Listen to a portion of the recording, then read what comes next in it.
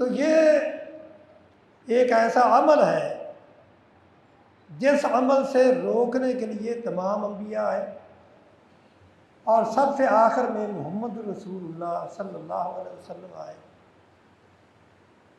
जब आप दुनिया में तशरीफ़ लाए तो उस वक़्त शिरक की मुख्तलिफ़ किस्में थी। कुछ लोग बुतों की इबादत करते, उनके सामने सजदा रेज़ होते। कुछ चाँद और सूरज के सामने सजदा रेज़ होते और कुछ लोग ऐसे भी थे जो दाहरिया किस्म के, जो ये कहते थे कि दुनिया की ज़िंदगी जो है खेल और तमाशे के सिवा कुछ नहीं, ये ज़माना ही है। जितनी गर्दिशें होती हैं ये ज़माने की वजह से होती हैं।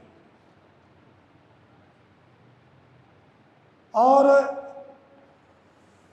कुछ ऐसे लोग भी थे जो कब्रों की पूजा करते थे।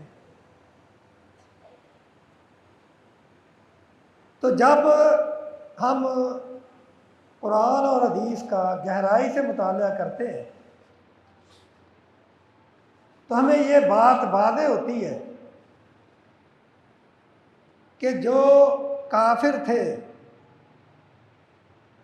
वो बुतों की और सूरज और चाँद वगैरह की पूजा करते, और जो उस वक़्त मज़हबी लोग थे जिनके पास आसमानी किताबें थीं, उनमें जो शिरक था वो शिरक था कब्र परस्ती का।